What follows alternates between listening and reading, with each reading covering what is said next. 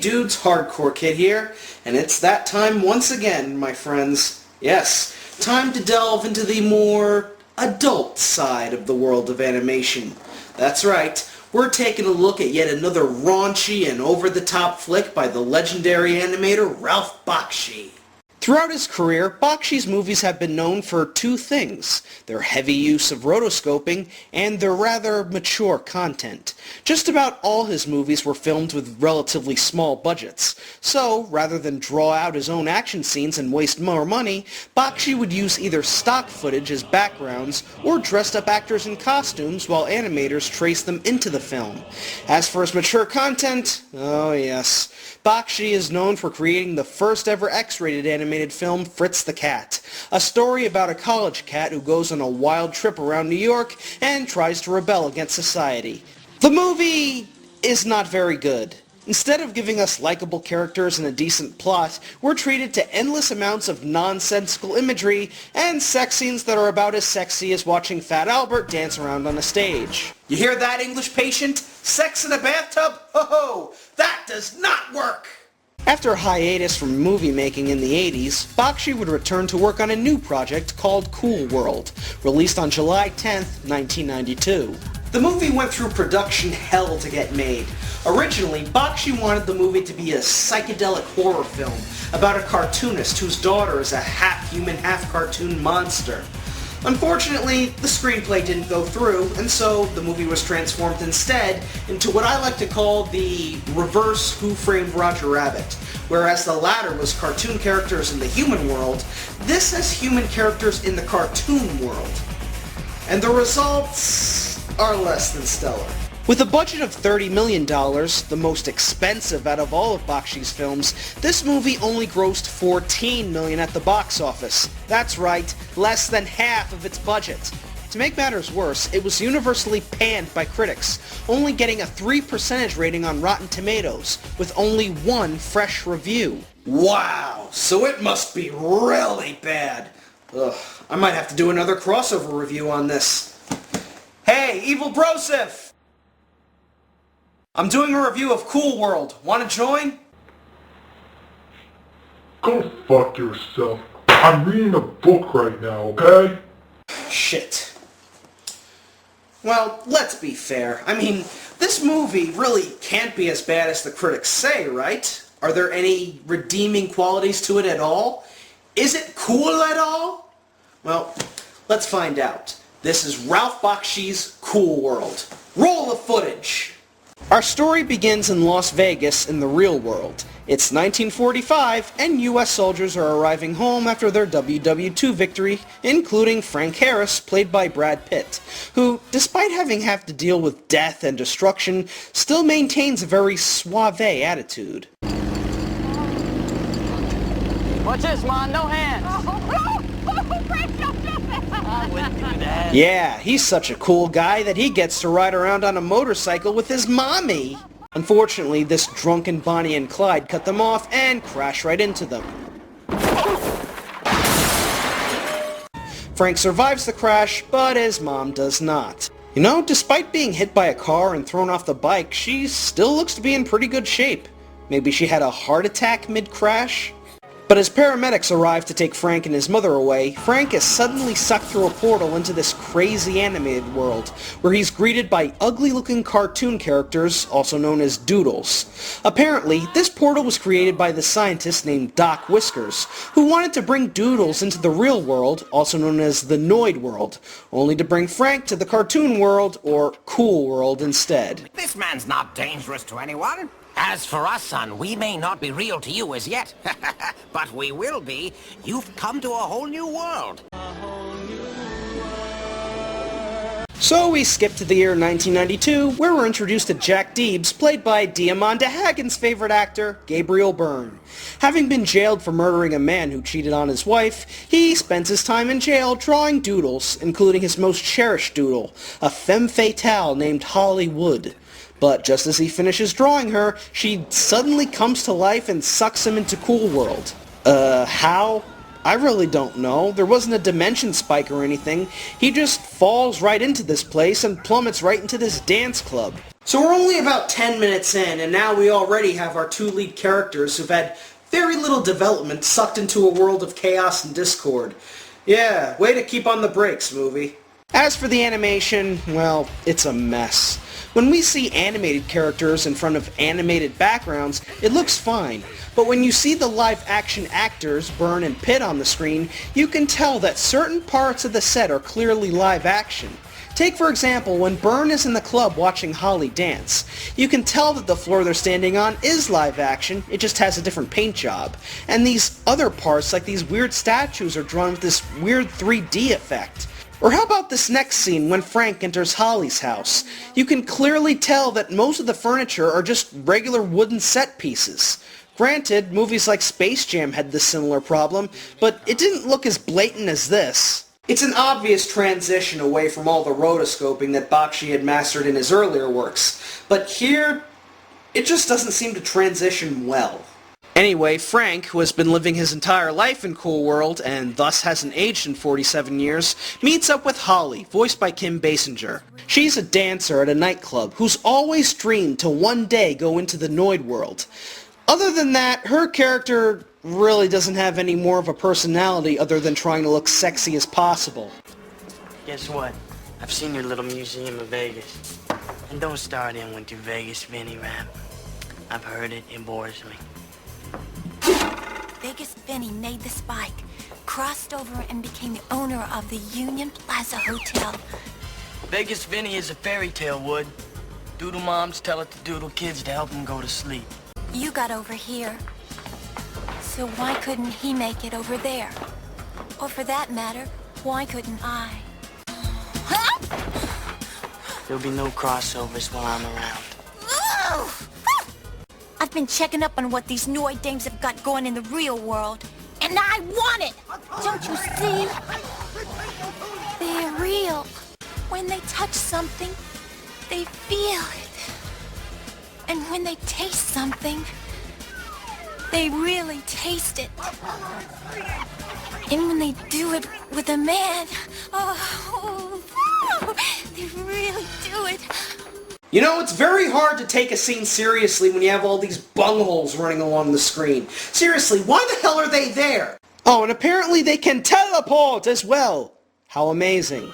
Oh, but get used to seeing these frickin' things, because they appear in just about every scene and add nothing to them except wacky, vulgar, random access humor. The only time we actually get a break from this are in the live-action scenes. Speaking of which, we now cut back to Jack in the Noid world, being released from prison. As it turns out, all of the characters in Cool World were created by Jack from his Cool World comic book series. Whenever he drew a doodle, it would end up coming alive in the Cool World. And considering that he's been doing this for the past 47 years of his life, ever since he was a kid, it would explain why there are so many of them, and how basically all of them are out of their fucking minds. So, Jack gets transported back to Cool World, where he sees a group of misfit doodles harassing a bunny.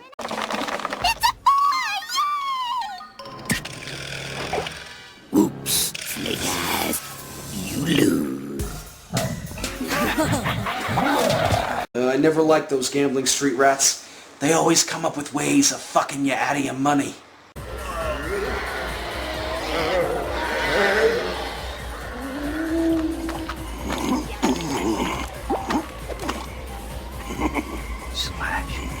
Put it there, pal.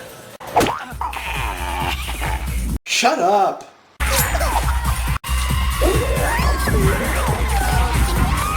Shut up! Shut up!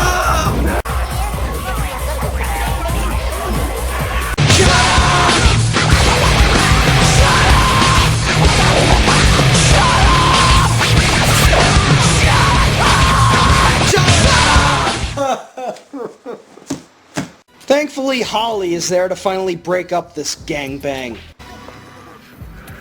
Welcome to my world. Bitch. Am I dreaming? Am I dreaming you? Or are you dreaming me? I drew you. I made you. Maybe I can erase you. You wouldn't erase me, baby. Yeah, that's right. Soak up all that sexy cartoon boob and ass action. It soothes the pain from all that constant noise! You're so real, so strong. You can help comb my hair, tickle my mind,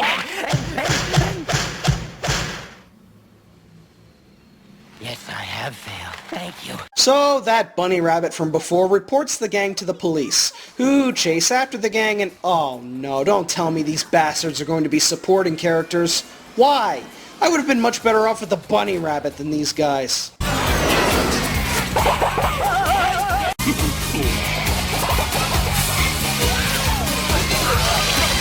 Oh gee, I was wondering when we were going to be getting another urinating gag.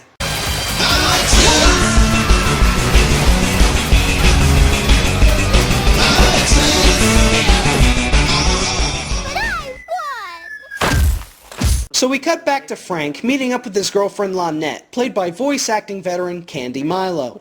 The two are about to go on a date when they get stopped by Frank's partner Nails, voiced by another renowned voice actor, Charlie Adler.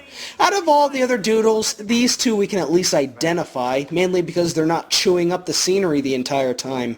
Same can't be said for the doodles riding along with Jack and Holly. They're about as generic as every other doodle in this movie.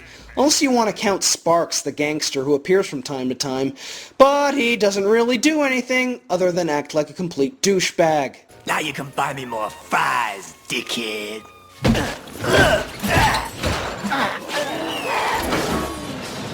So Jack meets Frank at the club. What'd you do with this, Deebs? I'm a cartoonist. I drew all this. I have visions. I translate this. Ordinary fountain pen, right? Yeah. Wrong. Around here, sit down. Around here, this can be a big nuisance. You thirsty, Nails?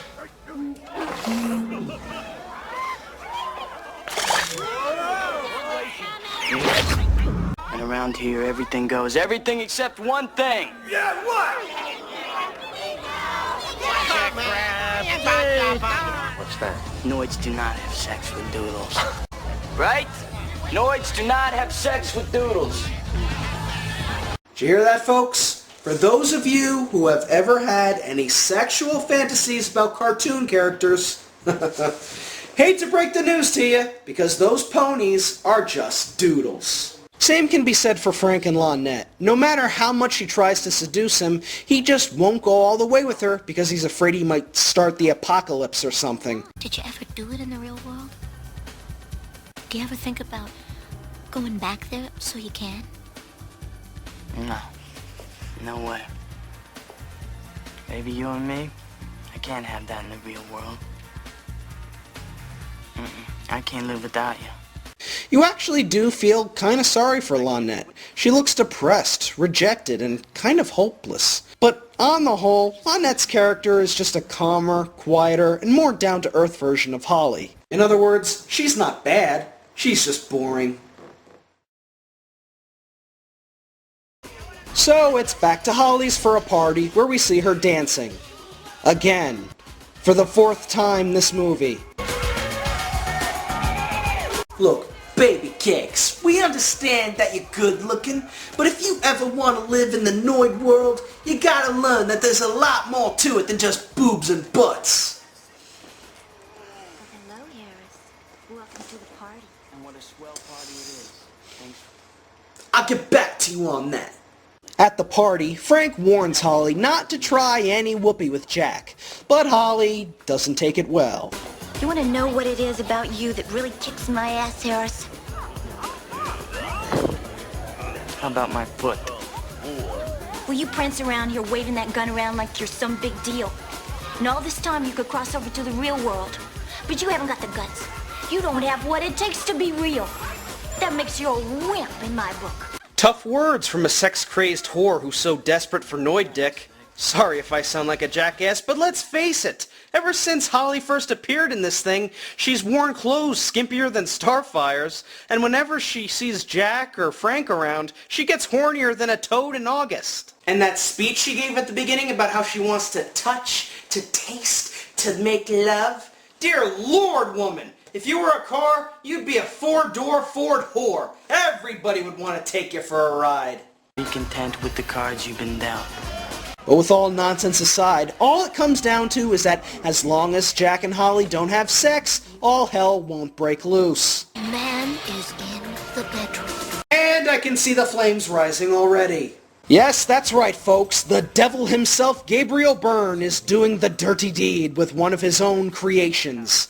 We can't go any further than this, Holly. So hot for you, Jack. Yeah. Are you gonna follow the rules?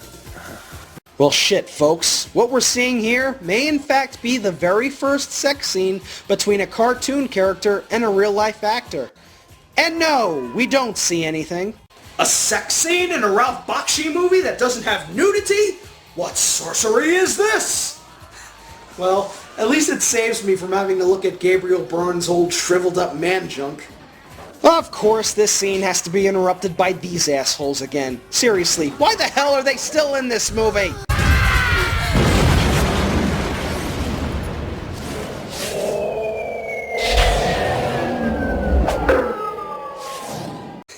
I love how the movie just described itself, all chewed up and shit out. But as a result of having sex with Annoyed, Holly ends up transforming into Annoyed as well. Oh, and apparently her costumes are now all lifelike too. Okay, I guess that makes total sense. Nails tries to stop Holly from leaving the cool world, but Holly uses Jack's fountain pen to suck him right up. Into the pen, that is. So Jack and Holly go back to the real world, where she gets used to her new surroundings. So, what do you want to drink? Oh, anything they have. You know, they got 95 different things, Holly. Oh. 95? Uh-huh. I'll have one of each. Holly, you know, I mean having fun and everything, but you gotta slow down, okay? What do I want to slow down for? I'm gonna get everything I ever wanted. You want one of everything? Sonic's got it, others don't.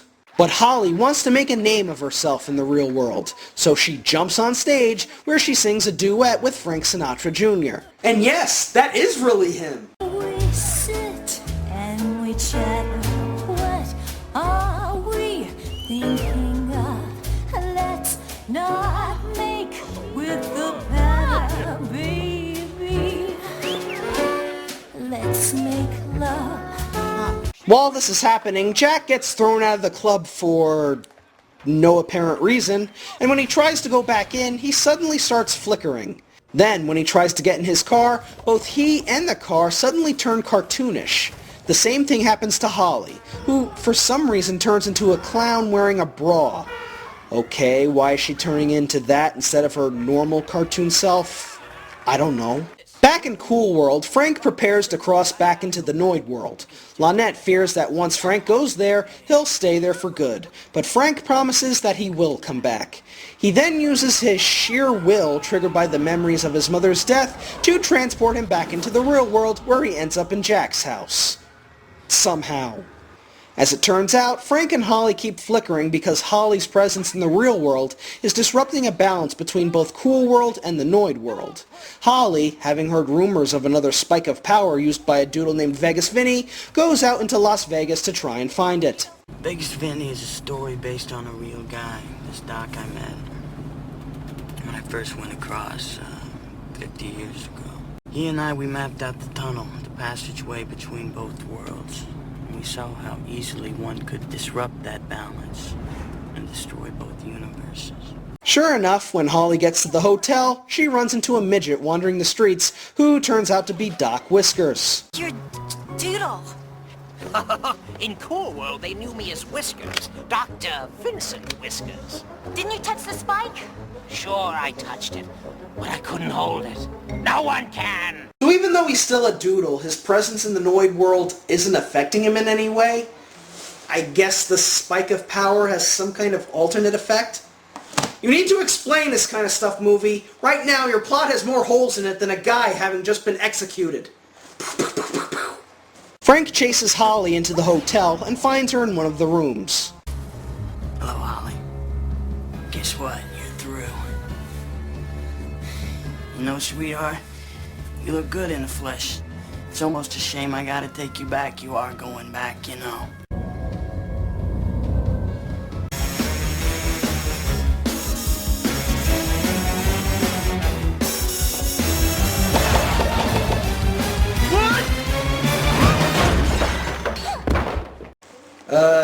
ducks. Holly heads out onto the balcony and tries to climb towards the power spike on the sign. Frank right behind her. Harris, What? Harris, help me. Hold on. Here we go. Here we go.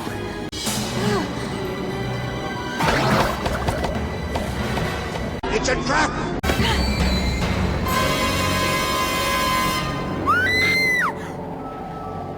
Oh my god. Well, so much for World War Z 2.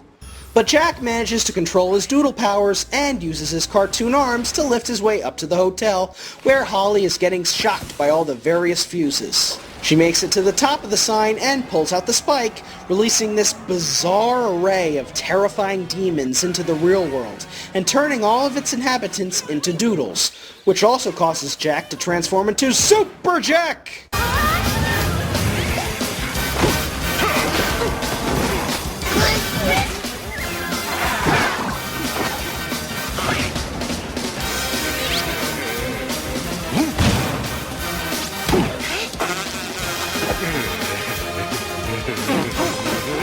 Ho! You'd better watch out, Hagen. If you talk shit about Gabriel Byrne one more time, chances are he's gonna find you and beat that makeup clean off your face. Feel the air, Jack. We're staying. I like it here, Jack. Come here. Give me the spike, Jack. You love me, don't you, Jack? Yes, I do. Well then help me. Give it to me, Jack. But Super Jack, who's voiced by Maurice LaMarche by the way, doesn't fall for Holly's trick, and impales the spike right back from whence it came. Hey, what do you know? The brain saved the world!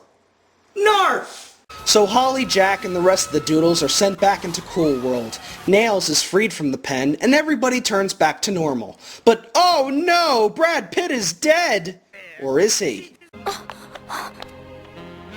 Oh, Nails! He didn't make it, I'm sorry. Who killed him, Nails?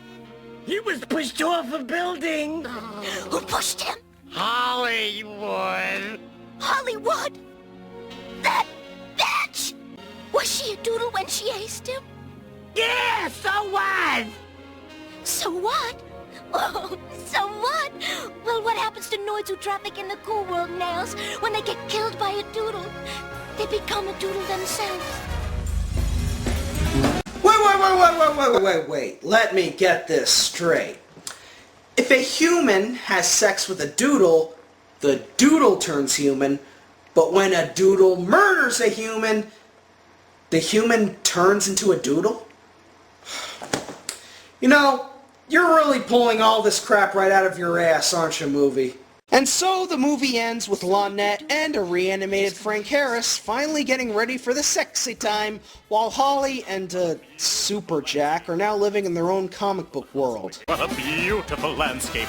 Let's see. We can put the house over here, the studio over here. I'll still draw, of course. We'll raise children over here. I'll fight crime over there. Oh, we're going to be deliriously happy, honey poo.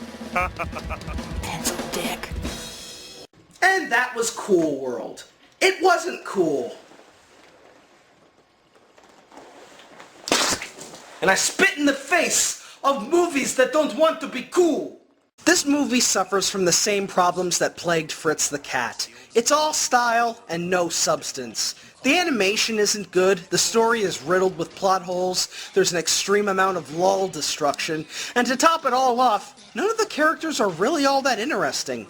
Gabriel Byrne looks bored half the time, Kim Basinger's character is just glorified eye candy, and Brad Pitt, who I have seen in better roles, just looks green here. Either that, or it's the green screen he's standing in front of throughout the movie. The only character I kinda like is Nails, and that's mainly because he's the comedy relief. Or, as I like to call him, the comedy relief from the comedy.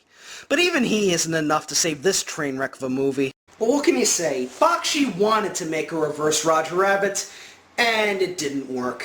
Hardcore headache for Cool World. To date, this is Ralph Bakshi's last film, but from what I understand, he's actually working on a new project called Last Days of Coney Island, which is scheduled to be released in the upcoming year. I checked Bakshi's Facebook account, and he's got all these animation cells and such, and by the way, it's animated in the same exact style as Bakshi's older films, but just with a bit more polish. On top of that, he's also started a Kickstarter campaign to earn enough money to produce the film. What? Kickstarter? Fuck that shit. We want this movie to have a budget so small that even the dialogue will have to be rotoscoped. But I do wish Ralph Bakshi good luck with this project, and I hope it comes out good. Hopefully better than this hunk of junk. I'm the hardcore kid, and what am I going to review next? Hey, any of you guys fans of Akira?